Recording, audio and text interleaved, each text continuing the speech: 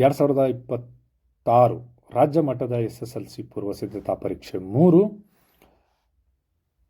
ವಿಷಯ ದ್ವಿತೀಯ ಭಾಷೆ Kannada 33K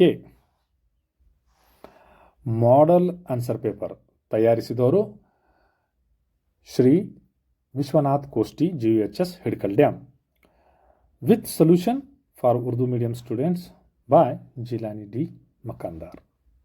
let's begin with the first MCQ 4 इर्तावे आप सभी को मालूम है। तो लास्ट टाइम में जो वर्णमाले के ताल्लुक से जो सवाल पूछा था सेम सवाल उसमें भी यहाँ पर पूछा है उसने। फर्स्ट इम्पॉर्टेंट क्वेश्चन 1 में जो है ये सी गलत है यहाँ पर ये ಆಗಬೇಕಿದು A 9 ಆಗಬೇಕಿದು। नेक्स्ट क्वेश्चन कन्नड़ अनुकरण अवयवಕ್ಕೆ ಉದಾಹರಣೆ सही आंसर इज D जुळु जुळु।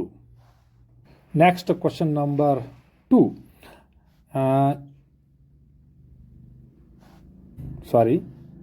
3 ಆಗಬೇಕೀಗ। ಶಿಕ್ಷಕ ಪದ ಹೊಂದಿರುವ ವ್ಯಾಕರಣಾಂಶ तो ये तीसरा में शिक्षक का जो है वो बी आंसर होना चाहिए अनवर्तक नाम। नेक्स्ट 4 ಮಾತಿಲ್ಲ ಪದವು ಈ ಸಂಧಿಗೆ ಸೇರಿದೆ ಯಾವುದು ಸಿ ಲೋಪ ಸಂಧಿಗೆ ಸೇರಿದೆ। Next question number main question number 2 उसमें से 5 ये कुल 12 मार्क्स होंगे आपको 12 मार्क्स के लिए। पहला सवाल 5वां ಶ್ರೀ ಪಂಡಿತಾರಾಧ್ಯ ಶಿವಾಚಾರ್ಯರು ಏನೆಂದು ಖ್ಯಾತರಾಗಿದ್ದರು? आंसर रंगजंगम ಎಂದು ಖ್ಯಾತರಾಗಿದ್ದರು। ಏನೆಂದು की जगह रंगजंगम डालेंगे तो चल जाएगा। छठा जो है ಪುಟ್ಟರಾಜರು ಕನ್ನಡ ಹಿಂದಿ ಮತ್ತು ಸಂಸ್ಕೃತ ಭಾಷೆಗಳಲ್ಲಿ ಪಾಂಡಿತ್ಯ ಗಳಿಸಿದ್ದರು। यस ಯಾವ है ना यहाँ पर ಯಾವ ಭಾಷೆಯಲ್ಲಿ ಕನ್ನಡ ಸಂಸ್ಕೃತ ಹಿಂದಿ ಸಂಸ್ಕೃತ ಮೂರು ಭಾಷೆಗಳಲ್ಲಿ ಅವರು ಪಾಂಡಿತ್ಯ ಗಳಿಸಿದ್ದರು। नेक्स्ट क्वेश्चन नंबर 7 ಹಕ್ಕಿಗೂಡಿನಲ್ಲಿ ಯಾವುದರ ಸಮನ್ವಯತೆ ಇದೆ? ये एक्चुअली लास्ट टाइम का जो क्या है रिपीटेड क्वेश्चन है यहाँ पर। ಕಲಾವಿದನ ಸೋಪಜ್ಞತೆ ವಿಜ್ಞಾನಿಯ ತಂತ್ರಜ್ಞಾನದ ಸಮನ್ವಯತೆ ಇದೆ। नेक्स्ट क्वेश्चन नंबर 8 ಹರಿದ್ವಾರದಲ್ಲಿ ಏನನ್ನು ನೋಡಬೇಕೆಂಬುದು ಲೇಖಕರ ಗುರಿಯಾಗಿತ್ತು? आंसर हरिद्वारದಲ್ಲಿ गंगा नदिಯ ब्रह्मकुंडದಲ್ಲಿ ನಡೆಯುವ गंगा आरती। तो किस लिए गए थे, क्या मकसद के लिए गए थे उन्होंने हरिद्वार को? वहाँ पर गंगा नदी के ब्रह्मकुंड में गंगा आरती जो गंगा को आरती दी जाती वो देखने का उनका ख्वाब था, वो मकसद था। नेक्स्ट क्वेश्चन नंबर 9 ಗೋಪಾಲನು ಹೊಸ ಪಂಚೆಯನ್ನು ಬಯಸಿದ್ದೇಕೆ? आंसर ಗೋಪಾಲನು ಗೆಳೆಯರೆಲ್ಲರೂ ಬೆಲೆಯುಳ್ಳ ಬಟ್ಟೆಯನ್ನು ಹಾಕಿಕೊಂಡು ಬರುತ್ತಾರೆ। फ्रेंड्स सब क्या करते थे नए कपड़े पहन के आते थे। ಇವನನ್ನು ನೋಡಿ ಹಾಸ್ಯ ಮಾಡುತ್ತಾರೆ, ಮಜಾಕ್ ಉಡಾತಿ इसका। ಆದ್ದರಿಂದ ಅವನು ಹೊಸ ಪಂಚೆಯನ್ನು ಬಯಸಿದ್ದನು। लेकिन पोस्टर में चड्डी दिखाई से इन्हें पंचे कर बोल रहा तो पंचे का तो लुंगी। नेक्स्ट क्वेश्चन नंबर 10 ಹಾಮಾ ನಾಯಕರ ಪ್ರಕಾರ ಸೌಜನ್ಯವು ಹೇಗೆ ಅರಳಬೇಕು? उसका आंसर है ಸೌಜನ್ಯವು ಅವರ ಪ್ರಕಾರ ಹೂವಿನಂತೆ ಅಥವಾ ಹೂ ಅರಳಿದಂತೆ ಅರಳಬೇಕು। ಸಿಂಪಲ್ ಆನ್ಸರ್ होता है 1 मार्क्स का। ಕವಿ ಬಸವರಾಜ ಸಾದರರು ಚೈತ್ರ ಮಾಸದಲ್ಲಿ ಯಾವುದರ ವಾಲಗ ನಡೆದಿರುತ್ತದೆ ಎಂದಿದ್ದಾರೆ? ಅಲ್ಲಿ ಕವಿ ಅವರ ಪ್ರಕಾರ ನೆಲಮುಗಿಲುಗಳ ಅಂದರೆ ಪ್ರಾಣಿ ಪಕ್ಷಿಗಳ ವಾಲಗ ಭೇಂಡಬಾಜ ನಡೆದಿರುತ್ತದೆ ಎಂದು ಹೇಳಿದ್ದಾರೆ। ನೆಕ್ಸ್ಟ್ ಕ್ವೆಶ್ಚನ್ ನಂಬರ್ 12 ಕವಿ CPK ಯವರು ಮಾನವನ ಬದುಕನ್ನು ಇಬ್ಬನಿಯಂತೆ ಇರಬೇಕು ಎಂದು ಏಕೆ ಬಯಸುತ್ತಾರೆ? ಯಾಕಂದ್ರೆ ಸದ್ದು ಗದ್ದಲವಿಲ್ಲದೆ ಮೌನಿಯಾಗಿ ಕರಗುವುದರಿಂದ ಮಾನವನ ಬದುಕು ಇಬ್ಬನಿಯಂತಿರಬೇಕು ಎಂದು ಬಯಸುತ್ತಾರೆ। ಯಾವುದೇ ಸದ್ದುಗದ್ದಲ ಇಲ್ಲದೇ वो क्या होता है आवाज़ नहीं सोचा वो पिघल को जाता है। Next question number 13. ಜನಪದರ ಪ್ರಕಾರ ತುಂಬಿದ ಕುಣಗಲ್ ಕೆರೆಯನ್ನು ಯಾವುದಕ್ಕೆ ಹೋಲಿಸಲಾಗಿದೆ? ಯಾವುದಕ್ಕೆ ಕಿಸ್ಕೊಲಿ ತಶ್ಬಿ ದಿ ಗಯಿ ಹೋ? ತುಂಬಿದ ಕುಣಗಲ್ ಕೆರೆಯನ್ನು ನಿಂಬೆ ಹಣ್ಣಿಗೆ ಹೋಲಿಸಲಾಗಿದೆ. Next question number 14. ಸಂತೆಯೊಳಗೊಂದು ಮನೆಯನ್ನು ಮಾಡಿದರೆ ಯಾವುದಕ್ಕೆ ನಾಚಬಾರದು? ಸಂತೆ ಒಳಗೆ ಮನೆಯನ್ನು ಅಕ್ಕಮಾದಿವ ಪ್ರಕಾರ ಉಸ್ಕಿ ತಹತ್ में किसके शब्दಕ್ಕೆ अंजबारदू. वो होने वाले वहाँ बाजार गए हो तो आवाज़ होने वाला तुझे, उसे डरना नहीं कर बोल रही. Next question number 15. ವೇಷ ಮತ್ತು ಆಚರಣೆಗಳ ನಡುವಿನ ಸಂಬಂಧ ಹೇಗಿರಬೇಕೆಂದು ಸಿದ್ದರಾಮ ಹೇಳುತ್ತಾರೆ? ಏನಿರಬೇಕು?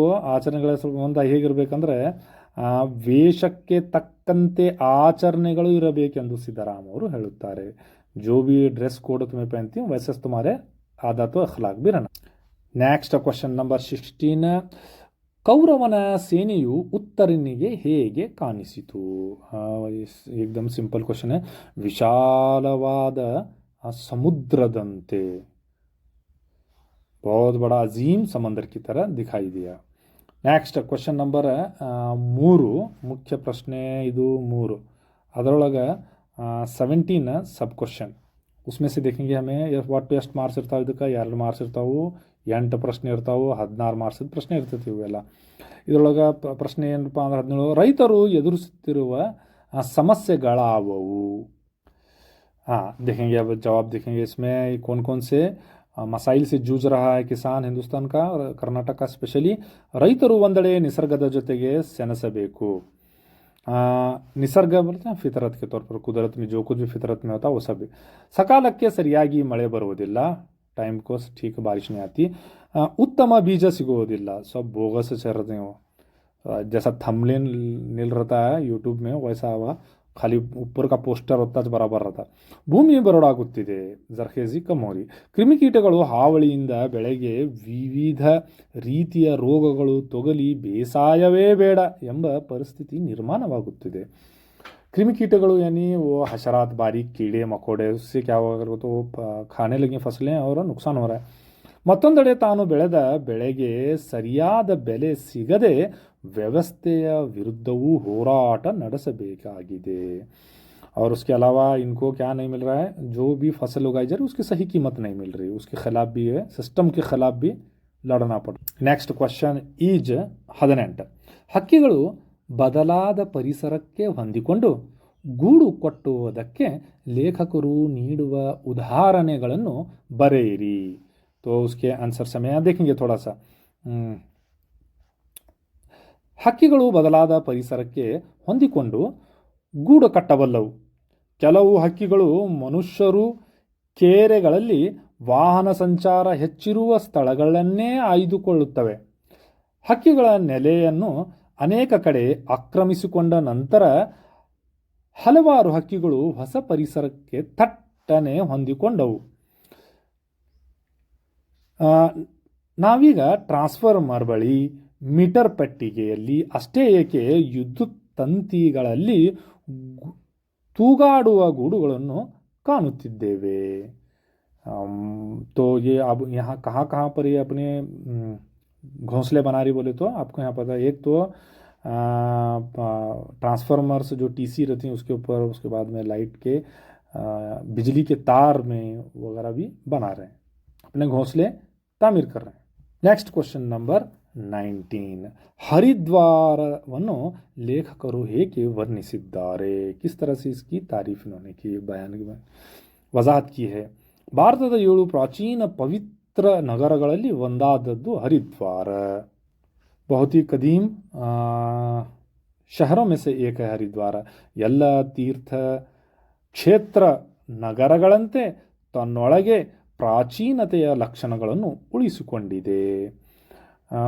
ಎಲ್ಲ तीर्थक्षेत्र माने पिलग्रिमेज, जहाँ पर आप ज़ियारत को जाते हैं, ज़ायरीन के ज़ियारत गाएँ. ಪ್ರಾಚೀನ ರಚನೆಗಳು ಕದೀಮ್ ಕ್ಯಾರೆಕ್ಟರ್ಸ್ जो है वो अभी भी हैं. क्या हैं? ಎರಡೂ ಬದಿಗಳಲ್ಲಿ ಎತ್ತರವಾದ ಮನೆಗಳು, ऊंचे ऊंचे रास्ते के दोनों तरफ ऊंचे ऊंचे मकानात मिलेंगे. ಹಬ್ಬಿಸಿಕೊಂಡ ಇಕ್ಕಟ್ಟಾದ ಬೀದಿಗಳು और एकदम तंग रास्ते. सालू नड़ु नड़ुवे थट्टने कण्ಣಿಗೆ ಸೆಳೆಯುವ गुड़िगलु और थोड़े से हर फासले के ऊपर वहाँ पर आपको मंदिर नजर आएंगे. आश्रम धर्मशाले उसके साथ में ये भी आश्रम और धर्मशाले भी ಮತ್ತು ಎಲ್ಲ ತೀರ್ಥಕ್ಷೇತ್ರಗಳಿಗೂ ಸಮಾನವಾದ ಅಂಶ ಗಲೀಜುಗಳಿಂದ ತನ್ನ ಪ್ರತ್ಯೇಕತೆಯನ್ನು ಕಾಯ್ದುಕೊಂಡಿದೆ. और ये यहाँ पर बहुत लोग आते हैं तो फिर गंदा वगैरह कर जाते हैं, लेकिन ये थोड़ा सा साफ है ಎಂದು ವರ್ಣಿಸಿದ್ದಾರೆ. Next question is 20. असौजन्य ನಡಾವಳಿಕೆಗೆ ಎರಡು ಉದಾಹರಣೆಗಳನ್ನು ಕೊಡಿರಿ.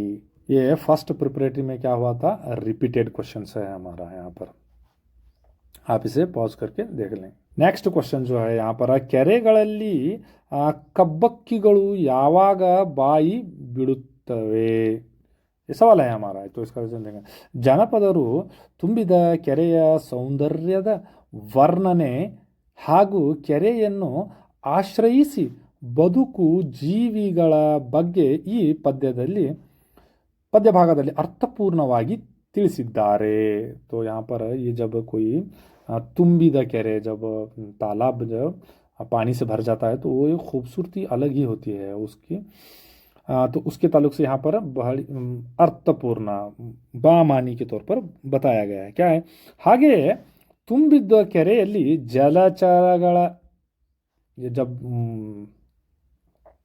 तालाब भर जाता है तो उस वक्त में जलचरಗಳು यानी पानी में रहने वाले जानदार आश्रय पಡೆದು ಸಮೃದ್ಧವಾಗಿವೆ और ये यहीं पर बसते हैं और अपना फलते फूलते हैं. ಈ ಜಲಚರಗಳನ್ನು ತಿನ್ನಲು ಕಬ್ಬಕ್ಕಿಗಳು ಬಾಯಿ ತೆಗೆದು, यानी इसको खाने वाले जैसे अंधे बगले और जितने भी ये परिंदे हैं ये खाने वाले, यानी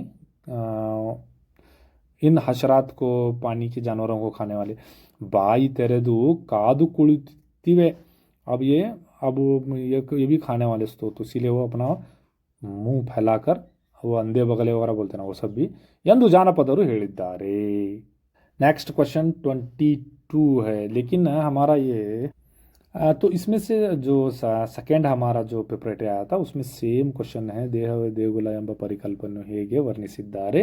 इसका आंसर हमें तो आपको वहाँ बताया गया है, फिर भी आप इसे पॉज करके देख सकते हैं. नेक्स्ट क्वेश्चन जो है, ये जो रिपीटेड हो रहते हैं वो ज़रा इंपॉर्टेंट रहते हैं, उसके ऊपर ज़्यादा आप तवज्जो और फोकस भी करें. 23 है, ये भी क्वेश्चन हमारा ऑलमोस्ट कಳ್ಳರ ಗುರುವಿನ मन परिवर्तने ಹೇಗಾಯಿತು, ये भी रिपीटेड है. ये किसमें पूछेगा तो ये स्टेट लेवल के प्रिपरेटरी 1 में पूछे, एग्जाम 1 में पूछे. Next question is 24. ಕನ್ನಡಿಗರ ಕಾವ್ಯ ರಚನಾ ಶೈಲಿಯನ್ನು ಕವಿಯು ಹೇಗೆ ವರ್ಣಿಸಿದ್ದಾರೆ. तो श्री विजय ಹೇಗೆ ವರ್ಣಿಸಿದ್ದಾರೆ ಅನ್ನೋದು ನೋಡೋಣ. तो किस तरह से काव्य रचने से मुराद यहाँ शेर शायरी करना, शेर कहना, लिखना. शैली यानी स्टाइल, असलूब, तो किस तरह से वो बताया गया, तारीफ की गई, इसकी वजाहत की गई. जवाब देखेंगे. ಕನ್ನಡ ನಾಡಿನ ಜನರು ಹೇಳ ಬಯಸಿದ್ದನ್ನು ಹದವಾಗಿ ಹೇಳುತ್ತಾರೆ. जो भी बात करनी है तो वो कैसे लिखते हैं, ಹದವಾಗಿ, बहुत ही नरम मिजाज से, या तो बात पटे सरका करते हैं बोल को. ಹದವಾಗಿ ಹೇಳುವುದನ್ನು ಶೋಧಿಸಿ ನೋಡುವ ಚತುರರೂ ಆಗಿದ್ದಾರೆ. और हम नाइस करको अत्ताज बोलते नहीं, वो जो बात कही गई है उसको उसकी एनालिसिस भी करते हैं. उद्देशपूर्वकವಾಗಿ ಓದದಿದ್ದರೂ, यानी वो क्या शायर बनना कर कुछ पढ़े नहीं रहते, फिर भी ಕಾವ್ಯ ಪ್ರಯೋಗಂ ಮಾಡುವಷ್ಟು ಪರಿಣಿತ ಬುದ್ಧಿ ಇರುವಂತಹವರು. काव्य प्रयोग यानी शेर शायरी करना, और इतने ज़्यादा क्या है वो ಬುದ್ಧಿವಂತರು. ಬುದ್ಧಿ ಗೊತ್ತು ತುಂಬ ಮಾನೆ, ಪರಿಣಿತರು ಗೊತ್ತೆ ಎಸ್ಪಾರ್ಟ ಇರುವಂತರು ಎಂದು ಶ್ರೀ ವಿಜಯನು ಕನ್ನಡಿಗರ ಕಾವ್ಯ ರಚನಾ ಶೈಲಿಯನ್ನು ಕುರಿತು ವರ್ಣಿಸಿದ್ದಾರೆ. नेक्स्ट जो हमारा है वो क्वेश्चन नंबर आपको मालूम होना चाहिए, वो 4 नंबर है. उसमें क्या करना है, कवि परिचय है हमारा. कवि परिचय में लास्ट टाइम में क्या पूछा था, रमेश गौड़ा एम के पूछा था, सीपी के पूछा था, अभी है कुवेंपु पूछा. तो चलिए शुरू करते हैं. हजरत का ಕುಪ್ಪಳ್ಳಿಯ ವೆಂಕಟಪ್ಪ ನ ಮಗ ಪುಟ್ಟಪ್ಪ ಇವರು ಕ್ರಿಸ್ತಶಕ 1904 ಇವರು ಶಿವಮೊಗ್ಗಗೆ ತೆಗೆದು ಜಿಲ್ಲೆಯ ತೀರ್ಥಹಳ್ಳಿ ತಾಲೂಕಿನ ಕುಪ್ಪಳ್ಳಿಯಲ್ಲಿ ಜನಿಸಿದರು. डिस्ट्रिक्ट शिवमोग्गा, तालुका गांव छोटा सा, वहाँ जनिसिदर पैदाइश हुई इसकी. नन्न गोपाल नविलु ಚಂದ್ರಮಂಚಕ್ಕೆ ಬಾಚಕೋರಿ ಬೆರಳಿಗೆ ಕೊರಳ್ ಶೂದ್ರ ತಪಸ್ವಿ ಛಲಗಾರ ಆಗಬೇಕಾಗಿತ್ತದೋ.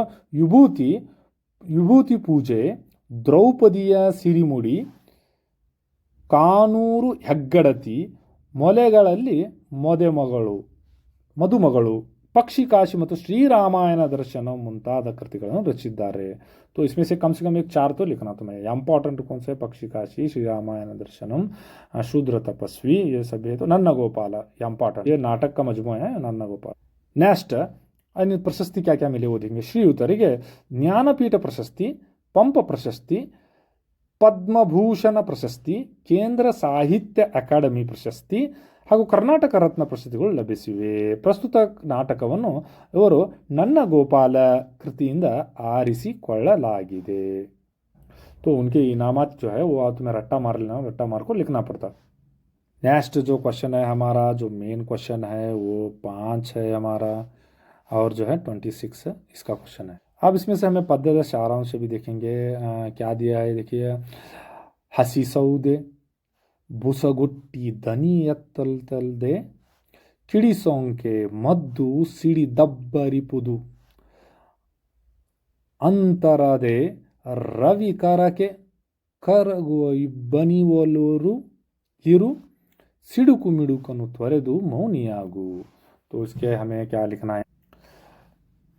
अब सारांश लिखेंगे इसका. क्या है देखेंगे. ये कुल हमारे लिए 3 मार्क्स होंगे इसमें. प्रस्तुत पद्य भागವನ್ನು CPK ಅಥವಾ CP ಕೃಷ್ಣ ಕುಮಾರ್ ಅವರು ಬರೆದಿರುವ ಬೊಗಸೆ ಕವನ ಸಂಕಲನದಿಂದ ಆರಿಸಲಾಗಿದೆ. ಸದ್ದು ಮಾಡದಿರು ಇಂಪಾರ್ಟೆಂಟ್ ಎಂಬ ಪದ್ಯದಿಂದ ಆಯ್ದುಕೊಳ್ಳಲಾಗಿದೆ. ಬದುಕಿನಲ್ಲಿ ಆಡಂಬರದ ಪ್ರದರ್ಶನವನ್ನು ಬಿಟ್ಟು ನಮ್ಮ ಕರ್ತವ್ಯವನ್ನು ಮೌನವಾಗಿ ನಿರ್ವಹಿಸಬೇಕು ಎಂಬುದನ್ನು ಕವಿ ಈ ಪದ್ಯ ಭಾಗದಲ್ಲಿ ಸೊಗಸಾದ ಉದಾಹರಣೆಗಳ ಮೂಲಕ ತಿಳಿಸಿದ್ದಾರೆ. ಯಾವ್ಯಾವ ಉದಾಹರಣೆ ಅಂತ ನೋಡೋಣ. ಹಸಿಸೌದೆ, ಸಿಡಿಮದ್ದುಗಳು ಕಿಡಿ ಸೋಂಕಿದಾಗ ಸಿಡಿದು ಜೋರಾದ ಶಬ್ದ ಮಾಡುತ್ತವೆ. ಆದರೆ ಆ ಶಬ್ದದಿಂದ ಪ್ರಯೋಜನಕ್ಕಿಂತ ಹಾನಿಯೇ ಹೆಚ್ಚು. यहाँ शायर बहुत सिंपल क्या. हंसी सौदे का तो कच्ची लकड़ियाँ, सीढ़ी मद्दू वो हमारा बारूद, और इनको थोड़ा सा ज़रा स्पार्क लगेगा तो क्या होता है, जल कर एकदम से आवाज़ के साथ में खाक हो जाते हैं, और उसी के साथ में क्या है ना नुकसान भी कर बैठते हैं, हानिಯನ್ನು ಮಾಡ್ತವೆ. ಹಾಗೆ ನಾವು ಸಹ ಜೀವನದಲ್ಲಿ ಕೂಗಾಡಿ ಹಾರಾಡುವುದರಿಂದ ಯಾವುದೇ ಪ್ರಯೋಜನವಾಗುವುದಿಲ್ಲ. तो इसलिए हमें ज़िंदगी में ಏನು ಮಾಡಬಾರ್ದು, ನಾವು ಕೂಗಾಡಬಾರ್ದು ज़िंदगी में, और हाराड़बार्ದು. बहुत उड़ाना नहीं है, बहुत चिल्ला भी नहीं करने का नहीं.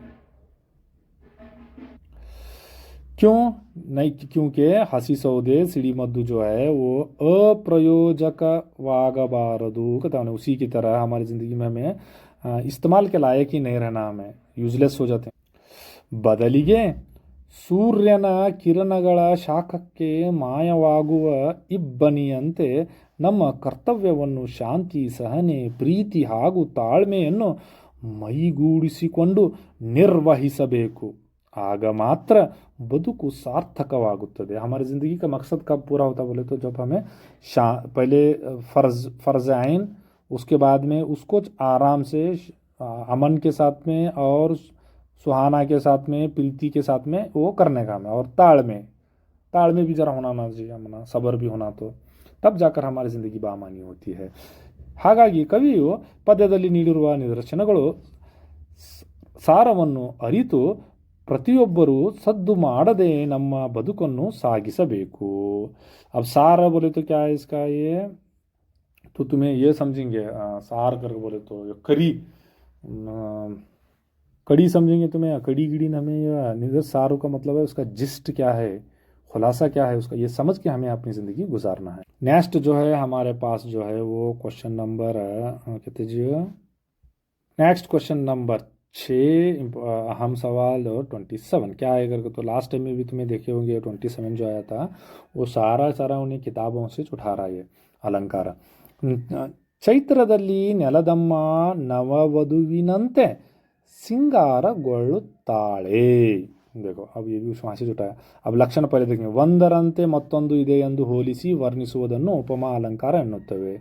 तो यहाँ क्या है, इन्हें क्या पूछा करके, तो ನೆಲದಮ್ಮ नववधुविनंती, यानी हमारी जो ज़मीन माँ को नई दुल्हन को इसने क्या कर रहा है, तशबीह दे रहा है इन्हें. तो क्या हुआ ये होलिसूद, ये उपमा हो गया. देखेंगे अब उपमेय कौन, उपमेय ने नलदम्मा को, तशबीह नलदम्मा को दी जा रही है. किसकी दी जा रही है, वो है नववधु, नई दुल्हन को दी जा रही है. उपमावाचक शब्द क्या है, अंते. यहाँ है देखो, यहाँ नववधुविनंते, यहाँ अंत्य है. ಸಮನ್ವಯ देखो, ಉಪಮೇಯವಾದ ನೆಲದಮ್ಮನನ್ನು ಉಪಮಾನವಾದ ನವವಧುವಿಗೆ ಹೋಲಿಸಿ ವರ್ಣಿಸಿದೆ, ಆದ್ದರಿಂದ ಇದು उपमा अलंकार. कितना सिंपल है. नेक्स्ट जो है हमारा क्वेश्चन नंबर 7 और 28 का क्या है, इसमें आपको मालूम है. इसमें सबसे पहले हमें क्या करते हैं, गादे मात्रता उसे विस्तरने करके लिख देने का, लक्षण बरदु समन्वय उसे तौसी कर को लिखने का रहता है. क्या दिया हमने इन्हें, 2 दिवस है ये ಕಟ್ಟುವುದು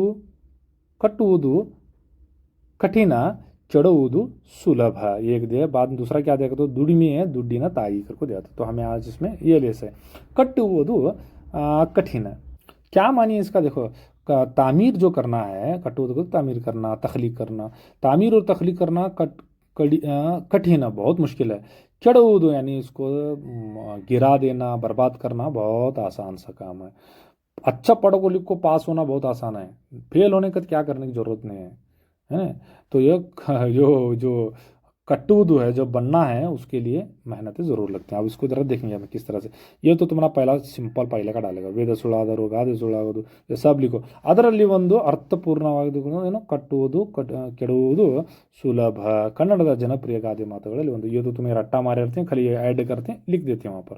आगे देखो इसे एक्सप्लेन स्टार्ट करेंगे विवरण है, क्योंकि तो ये ऊपर का ये लिखे तो 1 मार्क्स, नीचे का पूरा लिखे तो 2 मार्क्स, कुल 3 मार्क्स करते हैं. इसमें देखो, ನಮ್ಮ ಜೀವನದಲ್ಲಿ ಉತ್ತಮ ಕಾರ್ಯವನ್ನು ಮಾಡಬೇಕಾದರೆ ಬಹಳಷ್ಟು ಸಮಯ ಶ್ರಮ ಪಟ್ಟು ಕೆಲಸ ಮಾಡಬೇಕಾಗುತ್ತದೆ. बिल्कुल उत्तम कार्य को, तो अच्छा काम होना को, तो हमेशा क्या होना, बहुत सारा हमना वक्त लगता है, उसे श्रम, बहुत सारी मेहनतें लगती हैं, और तब जाकर वो काम हमारा पाए तक मिल पहुँचता है. ಆದರೆ ಅದೇ ಶ್ರಮಪಟ್ಟು ಮಾಡಿದ ಕಾರ್ಯವನ್ನು ಅಥವಾ ಕೆಲಸವನ್ನು ಹಾಳು ಮಾಡಲು ಕೆಲವೇ ಕ್ಷಣಗಳು ಸಮಯವಾದರೆ ಸಾಕು, ಬೇಗನೆ ಹಾಳು ಮಾಡಬಹುದು. एक पूरा मकान तामीर करना को तो कितने साल लग जाते हैं, लेकिन उसे गिराना को तो बुलडोजर लेकर बहुत आसान लगता है ना, गिरा देते हैं उन्हें, चंद मिनटों में घंटों में गिरा देते हैं, अच्छा खासा बनाया हुआ मकान. तो ಆದ್ದರಿಂದ कुंभारनिगे वरुष ध्वन्यगे निमिष. कुंभारनिगे कमार जो है वो बनाता है, कुंभार जो मिट्टी के बर्तन बनाता है, उसके लिए क्या है, वरुष है. ಧ್ವನ್ಯಗೆ यानी वो छड़ी के लिए कितना होना, निमिष, लेख उटाक मारे तो गया ಎಂಬುದು ಈ ಮೇಲಿನ ಗಾದೆ ಮಾತಿನ ಮಹತ್ವವನ್ನು ವಿವರಿಸಿದ್ದಾರೆ. तो यही इंपॉर्टेंस जो है ऊपर के बताया गया है. ओके, नेक्स्ट क्वेश्चन नंबर 8 और 29. यहाँ पर तो आपको मालूम है संदर्भ है, मतन के हवाले पूछा जाएगा. आरसी इसमें से देखेंगे हम पहले. ಇಂತಹ ವನಮರದಲ್ಲಿ ಏಕೆ ವಾಸ ಮಾಡುತ್ತಿದ್ದೀಯ. हाँ, इंथा वनमरದಲ್ಲಿ ऐसे सूखे पेड़ में तू काय को बसेरा कर रहा है, रोक रहा है. यहाँ पर आपको मालूम है कौन, ಅಕ್ಕಿ ಹೆಬ್ಬಾಳೂರು ಮಿತ್ರ का ಬರೆದವ ಮಹಾಭಾರತ ಪಾತ್ರ ಸಂಗತಿಗಳು ಕಥಾನಮೆ ಪಾತ್ರ ಸಂಗತಿಗಳು ಎಂಬ ಕೃತಿಯಿಂದ ಆಯ್ದ ವನಮರದ ಗಿಳಿ ಎಂಬ ಪಾಠದಿಂದ ಆರಿಸಿಕೊಳ್ಳಲಾಗಿದೆ, ಗದ್ಯ ಭಾಗದಿಂದ ಆರಿಸಿಕೊಳ್ಳಲಾಗಿದೆ. ಹಾಂ, ದೇಖಿ ಸಂದರ್ಭ ಯಾವಾಗ, ಈ ವಾಕ್ಯವನ್ನು ಇಂದ್ರನು ಗಿಳಿಗೆ ಕೇಳಿದನು. ವನಮರದಲ್ಲಿ ವಾಸವಾಗಿದ್ದ ಗಿಳಿಯನ್ನು ಅದರ ತತ್ವನಿಷ್ಠೆಯನ್ನು ಕಂಡು ಇಂದ್ರನು ಹೀಗೆ ಅದನ್ನು ಪ್ರಶ್ನಿಸಿದನು. तो वहाँ पर वो सूखे पेड़ में उसे देखने के साथ में वो तोते को बाद में इंद्र राजा बोलता है उसको तत्वनिष्ठ, यानी एहसान फराम, शुक्रगुजारी. ಸಾವರಸ್ಯ ನೋಡೋಣ.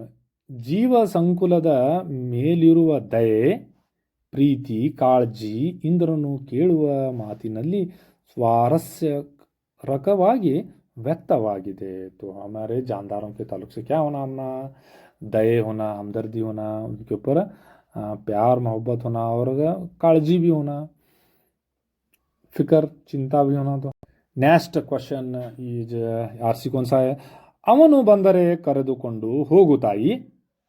हाँ तो कहाँ से इन्हें कोना रमेश गौड़ा एम के लिखे सो ಗಾನ ಯೋಗಿ ಪಂಡಿತ್ ಪುಟ್ಟರಾಜ್ ಗವಾಯಿ ಗದ್ಯ ಭಾಗದಿಂದ ಆರಿಸಲಾಗಿದೆ. ಸಂದರ್ಭಕ್ಕೆ ಆತ देखो ಈ ಮಾತನ್ನು ಪಂಚಾಕ್ಷರಿ ಗವಾಯಿ ಪುಟ್ಟರಾಜರ ತಾಯಿಗೆ ಹೇಳುತ್ತಾರೆ. पंचाक्षर गवाई इन्हें उनकी अम्मी घर को भेज दे मेरे बेटे कर बोलती तो तब इन्हें बोलता सो. पंचाक्षरी ಗವಾಯಿಯ ಸಂಚಾರಿ ಶಾಲೆ ಹೊಳೆ ಆಲೂರಿನ ಕ್ಯಾಂಪ್ ಹಾಕಿದ್ದಾಗ ಪುಟ್ಟರಾಜರ ತಾಯಿ ಮಗನನ್ನು ಮನೆಗೆ ಬರುವುದಕ್ಕೆ ಹೇಳಿದಾಗ पंचाक्षरी गवाई ಮೇಲಿನ ಮಾತುಗಳನ್ನು ಹೇಳುತ್ತಾರೆ. तब वहाँ कैंप डाले रहती हैं, कैंप में गए इस टाइम में उनकी अम्मी जाको पूछती है मेरे बेटे को भेज दे. तब उन्हें बोलते हैं उन्हें आए तो लेके जामा. ಸಿಂಪಲ್. ಈ ಮಾತಿನಲ್ಲಿ ತಾಯಿಯ ವಾತ್ಸಲ್ಯದ ಭಾವ ಸ್ವಾರಸ್ಯಕರವಾಗಿ ವ್ಯಕ್ತವಾಗುತ್ತದೆ. ನೆಕ್ಸ್ಟ್ ಈಜ್ 31. ನೀವು ಗಮನಿಸಿದ್ದೀರಾ? ನೀವೆಲ್ಲ ಎಂಥ ಕಪ್ಪು ಆರಿಸಿಕೊಂಡಿದ್ದೀರಿ? तो कोನ ಗುರುರಾಜ್ ಕರಜಗಿ ಲಿಖಿಸೋ ಕರುಣಾಳು ಬಾ ಬೆಳಕೆ ಎಂಬ ಲೇಖನದಿಂದ ಕಾಪಿ ಮತ್ತು ಕಪ್ ಕಾಪಿ ಆ್ಯಂಡ್ ಕಪ್ ಆ್ಯಂಡನೆಯವ ಮೈ ಬೋಲು ಎಂಬ ಗದ್ಯ ಭಾಗದಿಂದ ಆರಿಸಲಾಗಿದೆ. ಕೋನ್ ಬೋಲ್ತೀನಿ ಈ ಮಾತನ್ನು ಹೆಡ್ ಮಾಸ್ಟರ್ ವಿದ್ಯಾರ್ಥಿಗಳಿಗೆ ಹೇಳಿದರು. ये बात क्या बोलता हूँ कौन बोलते हैं? हेड मास्टर अपने पुराने शागिर्दों को बोलते हैं. ಕಾಫಿಯನ್ನು ತಂದಿಟ್ಟು ಕಪ್ಪುಗಳಿಗೆ ಕಾಫಿ ಹಾಕಿಕೊಳ್ಳಲು ಹೇಳುತ್ತಾ ಮೇಲಿನ ಮಾತನ್ನು ಹೇಳುತ್ತಾರೆ. ಆಸೆಯೇ ತೊಂದರೆಗೆ ಕಾರಣ. ಕಾಫಿ ಜೀವನವನ್ನು ಕಪ್ಪು ಹಣ ಆಸೆ ಅಧಿಕಾರಕ್ಕೆ ಹೋಲಿಸಿ ಜೀವನ ಮಾರ್ಗವನ್ನು ವಿದ್ಯಾರ್ಥಿಗಳಿಗೆ ತಿಳಿಸಿಕೊಡುತ್ತಾ ಮೇಲಿನ ಮಾತು ಹೇಳುತ್ತಾರೆ. ಸ್ವಾರಸ್ಯ ಅನ್ನೋದು ಏನು ನೋಡೋಣ ಸ್ವಲ್ಪ ಇಲ್ಲೇ. ಈ ಮಾತಿನಲ್ಲಿ ವಿದ್ಯಾರ್ಥಿಗಳ ಬಗೆಗಿನ ಕಾಳಜಿ, ಪ್ರೀತಿ, ಗುರು ಶಿಷ್ಯರ ನಿಕಟ ಬಾಂಧವ್ಯವನ್ನು ವ್ಯಕ್ತವಾಗುತ್ತದೆ. ओके अभी 32 का जो है वो इसमें से देखेंगे हमें. ನೆಲಮುಗಿಲ ವಾಲ್ಗ ನಡೆದಂತಿದೆ. ಈ ವಾಕ್ಯವನ್ನು ಬಸವರಾಜ ಸಾದರ ಅವರು ಬರೆದಿರುವ ಸಿಸಿಪಸರು ಸುತ್ತ ಕವನ ಸಂಕಲನದಿಂದ ಸವಿಚೈತ್ರ ಹಮನಾರ सो पोएम कौन सा है? सविचैत्र पद्यದಿಂದ ಆರಿಸಿಕೊಳ್ಳಲಾಗಿದೆ. अब यहाँ पर लास्ट टाइम में बोला था यहाँ कैरेक्टर नहीं रहते, सिर्फ कवि एक लाच रहता. ಮಾತನ್ನು ಕವಿ ಹೇಳಿದ್ದಾರೆ. ಈ ಮಾತನ್ನು ಕವಿ ಹೇಳಿದ್ದಾರೆ यत्ता लिखे तो बस आपको इसमें से आधा मार्क्स तो मिल जाएगा इसमें. युगादि चैत्र मास ऊपर का लिखे तो 1 मार्क्स, या आधा आप देखो आगे के बचे सोते मल्लिंगे हमें 1.5 ಮಾರ್ಕ್ಸ್ इसमें. ಯುಗಾದಿ ಚೈತ್ರ ಮಾಸದಲ್ಲಿ ಬರುವ ಹಬ್ಬ. ಚೈತ್ರವೆಂದರೆ ವಸಂತ ಋತುವಿನ ರಾಜ. ಋತುವಿನಲ್ಲಿ ನೆಲದಮ್ಮ ನವವಧುವಿನಂತೆ ಸುಂದರವಾಗಿ ಕಾಣುತ್ತಾಳೆ. ಗಿಡ ಮರಗಳು ಹೊಸ ಚಿಗುರಿನಿಂದ ನಳನಳಿಸುತ್ತ ಎಲ್ಲೆಡೆಯೂ ನವ ಚೈತನ್ಯ ತುಂಬಿದೆ. ಕೋಗಿಲೆಗಳು ತಾರಕ ಸ್ವರದಲ್ಲಿ ಕೂಗುತ್ತವೆ. ಹಕ್ಕಿಗಳ ಕಲರವ ಚಿಲಿಪಿಲಿಯನ್ನು ಕೇಳಿದೆಯಾ? ಮೈಮನಗಳಿಗೆ ಮುದವನ್ನು ನೀಡುತ್ತದೆ. मुदा करके एकदम दिल को बहुत अच्छा लगता है, एकदम ಫೀಲಿಂಗ್ ಭಾರಿ होती है. ಸವಿಚೈತ್ರ ಸೊಬಗನ್ನು ವರ್ಣಿಸುವಾಗ ಮೇಲಿನ ಮಾತುಗಳನ್ನು ಬರೆದಿದ್ದಾರೆ. ये आजकल तुम्हें खाली वो ऐसे ऐसे गाने सुनती हो तुम्हारा दिल को अच्छा लगता है. हमें पुराने लोग हम ये सब सुनते थे. हमें ಹಕ್ಕಿಗಳ ಕಲರವ ಓಯ್. ಸವಿಚೈತ್ರ ಸೊಬಗನ್ನು ಸುಂದರವಾಗಿ ವರ್ಣಿಸುವುದು ಇಲ್ಲಿನ ಸ್ವಾರಸ್ಯವಾಗಿದೆ. Next is 33. क्या है?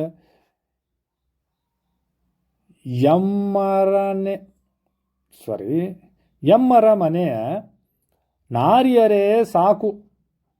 ಈ ಪಾಗ್ಯ ಕುಮಾರವ್ಯಾಸನ ಗದುಗಿನ ನಾರಾಯಣಪ್ಪ उसका नाम कुमारव्यास भी सही से गदुगिನ नारायणप्ಪ. कर्नाटक भारत कथा मंजरी ಎಂಬ महाकाव्य बहुत बड़ा कलाम का मजबूत दीवान. तो उसमें से निट्टोटदली हाइदनो बिट्ट मंडेली एक नज़म है. उस नज़म से इसको लिया गया, उठाया गया है. क्या बोलते हैं देखिए. ಈ ವಾಕ್ಯದಲ್ಲಿ ಉತ್ತರನು ಅರ್ಜುನಿಗೆ ಹೇಳಿದನು. ಈ ವಾಕ್ಯವನ್ನು अब यहाँ कैरेक्टर है.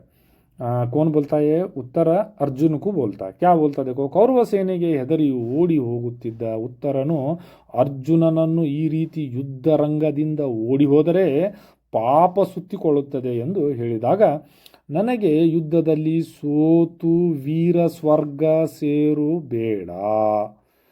तो इन्हें क्या कहा, अब ये कबूल कर लेता हारा पेज पहले. इंद्र पदवियू बेड़ा, सुरर सतियरू बेड़ा, मजे वो इंद्र पदवी गिदवी क्या भी नक्कुरे बाबा, और सुरर सती करके तीन ರಂಬೆ ಮೇನಕೆ ಊರ್ವಶಿ ಉಲುಚ್ಚಿ ಧೃತಾಚಿ ಇನ್ನು सब ಜನ ಏನೋ ನನಗೆ ನಮ್ಮ ಅರಮನೆಯ ನಾರಿಯರೇ ಸಾಕು ಎಂದು ಹೇಳುವ ಮೇಲಿನ ಮಾತುಗಳು ಬಂದಿವೆ. तो इसमें क्या चीज़ उत्तरನ ಹೇಳಿತನ ಇಲ್ಲಿ ವ್ಯಕ್ತವಾಗುತ್ತದೆ. इन्हें यहाँ डरपोक है जवाब क्या करने का भी वो जाहिर होने की तो ये जो क्वेश्चन नंबर जो 9 है हमारा, वो क्वेश्चन नंबर 9 में का ये 34 है, ये फिक्स है क्वेश्चन, इसमें दोनों भी सेम आई, तीनों इसमें भी सेम आई, वहाँ भी पहले भी सेम ही चाहे थे. बहुत टेंशन ली उनको, इसमें कौन सा था एक घट कर लिख छोड़ो. ये मेरे राय में ये आसन है. देखो, ಒಂದು ಬಾಣಕ್ಕೆ ಗುರಿಯು ಹಲವಿರುವುದುಂಟೆ, ಒಂದು ದೇಹದ ದೊಳ ಆತ್ಮಗಳು ಎರಡು ಇರುವುದುಂಟೆ, ಒಂದು ಜೀವನಕ್ಕೇಕೆ ಹಲವು ಸಾಧ್ಯಗಳು, ಒಂದೇ ಹಗ್ಗುರಿಗೆ ಹೋರಾಡು ಹಗಲಿರುಳು. नहीं साहब हमारा ये ऊपर का ये जरा ये छोटे हैं इसमें करके तो यो पढ़ो. ಕೆಸರಳಿದ್ದರು ಮೇಲೆ ಬಾಂದಳವ ನೋಡಿ ಮಿಸುಪರ ರವಿಕಿರಣಗಳ ಸಿರಿಗೆ ಮೆರೆದಾಡಿ ಮಸಗುವಂಬುವ ಜನದಂತೆ ಧ್ಯೇಯ ದಾಳ್ವೆಸಕೆ ಬಸಗುಮಾ ಬಂದ ಮನುಜತೆಯ ಸಾರ್ಥಕತೆಗೆ.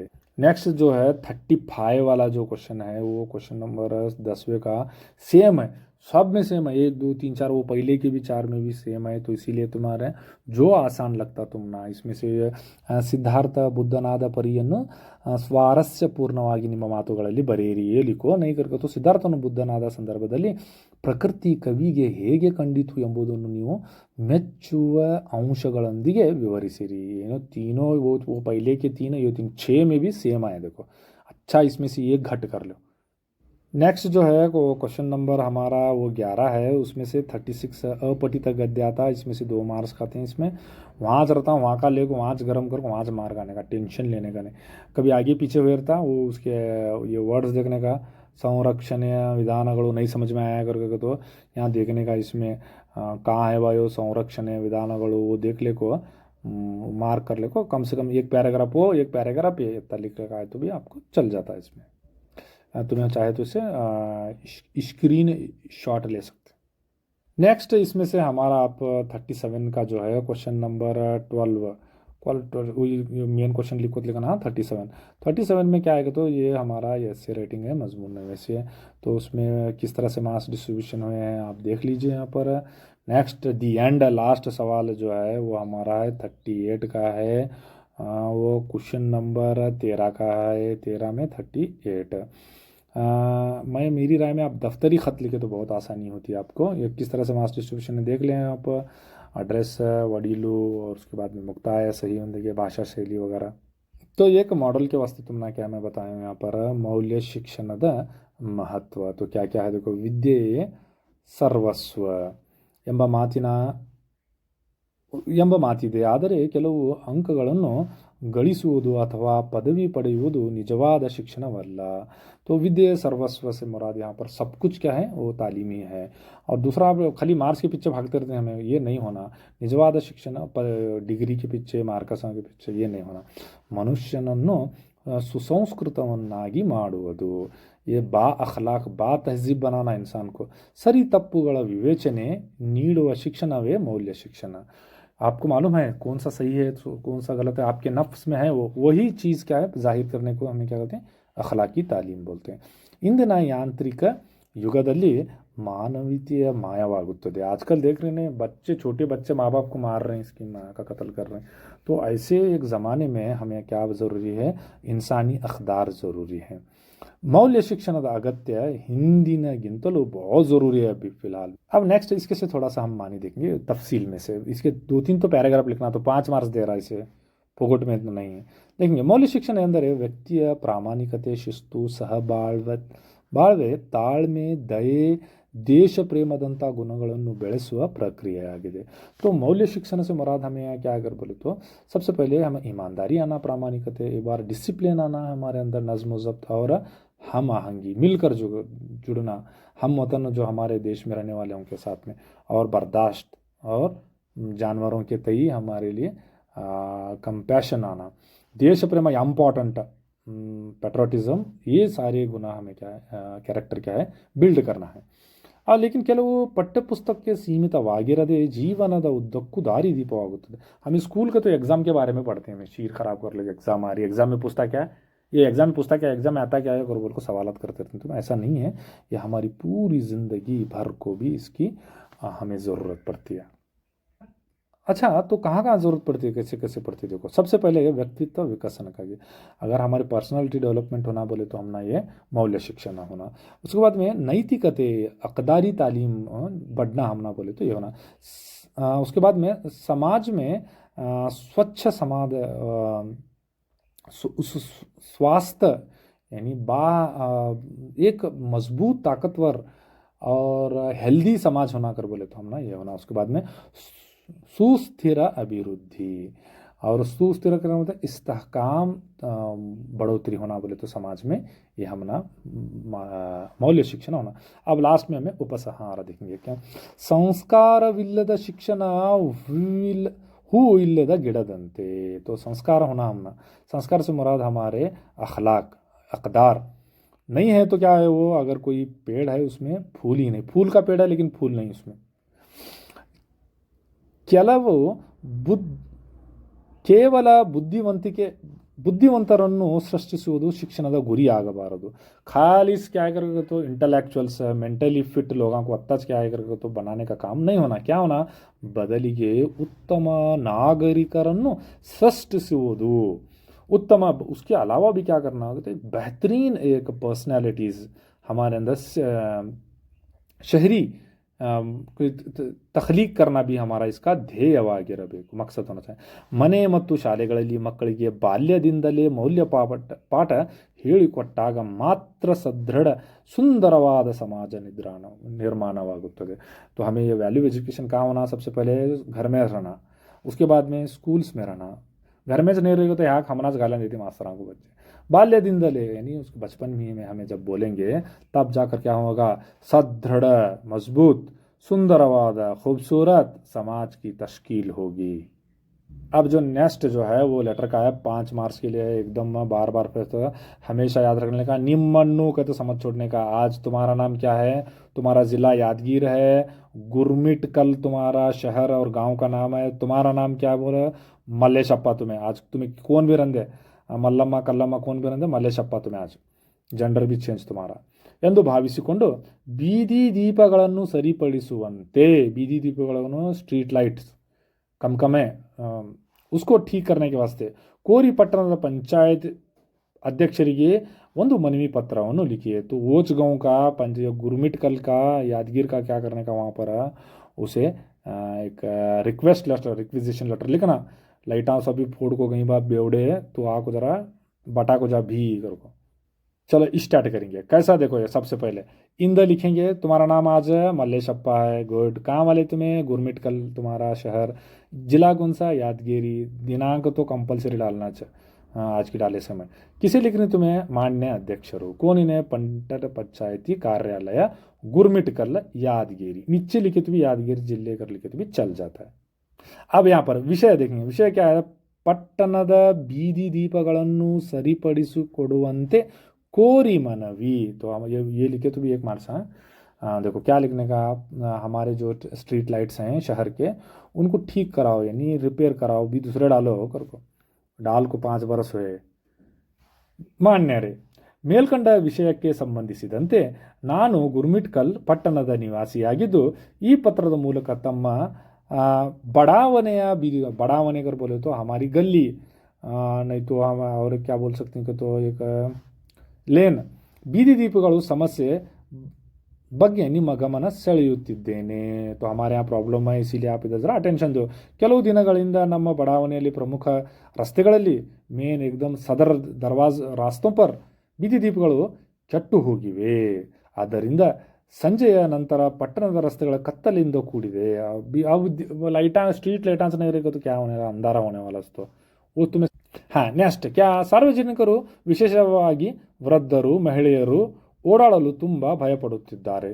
तुम्हें इतना यो बुढ़िया को औरतों को बाहर जाने क्या टाइम है, रात में पकाने का कौन, घर में किटी किटी कौन करने वाले, हमें जाती हूँ छोड़ सार्वजनिक बाहर जाती हूँ। काम को ಅಲ್ಲದೆ हमारे पास मोबाइल आते हैं हमें लगा लेते हैं ಕತ್ತಲೆಯನ್ನು ಬಳಸಿಕೊಂಡು ಕಳ್ಳತನದಂಥ ಅಹಿತಕರ ಘಟನೆಗಳು ನಡೆಯುತ್ತಿದೆ ಏಚುಕೋ ಕ್ಯಾಪಿಟಲೈಸ್ಡ್ ಕರ್ನಿ ಕೋನ್ ಚೋರಿ ಕರ್ನಿ ಸಂಭವಿಸುತ್ತದೆ ವಾಹನ ಸವಾರರಿಗೂ ಸಂಚಾರ ತೊಂದರೆಯಾಗಿದೆ ಆಕ್ಸಿಡೆಂಟಾ भी हो रहे हैं उनके लाइटा भी बराबर नहीं ಫೋಕಸ್ ಲೈಟ ಆದ್ದರಿಂದ ದಯವಿಟ್ಟು ತಾವು ಕೂಡಲೇ ಗಮನ ಹರಿಸಿ ಕೆಟ್ಟು ಹೋಗಿರುವ ಬೀದಿ ದೀಪಗಳನ್ನು ದುರಸ್ತಿಗೊಳಿಸಿ ಹೊಸ ದೀಪಗಳನ್ನು ಅಳವಡಿಸಿ ಮೂಲಕ ಸಾರ್ವಜನಿಕರಿಗೆ ಅನುಕೂಲ ಮಾಡುವಂತಾಗಬೇಕು ಈಗ तो हमें ಟ್ಯಾಕ್ಸ್ ಬರ್ತೀನಿ ದೀಪಗಳ ಟ್ಯಾಕ್ಸ್ ಬರ್ತೀನಿ हमें ನಿಮ್ಮಲ್ಲಿ ವಿನಂತಿಸಿಕೊಳ್ಳುತ್ತೇನೆ ವಿನಮ್ರತಾ के साथ में हमें रिक्वेस्ट करते हैं ये लास्ट क्या है करके देता है ವಂದನೆಗಳೊಂದಿಗೆ ಇಂಪಾರ್ಟೆಂಟ್ लिखना सभी अभी लेफ्ट टाइप को चाह रहे हैं